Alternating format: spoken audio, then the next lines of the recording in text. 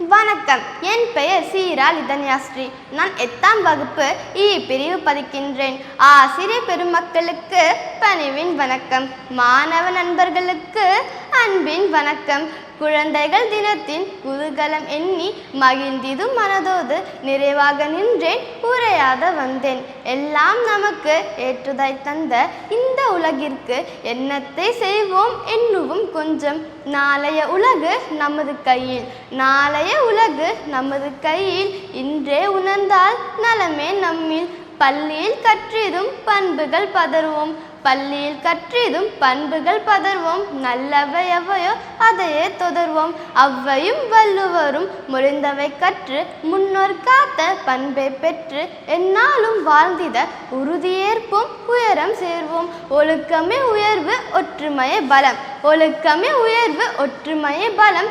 தெரிவதை அறிவு, தெளிவதை நாணம். கிடைத்த வாய்ப்பை கருத்தாய் காத்து பதைப்போம் நாளை பண்பத்த உலகை.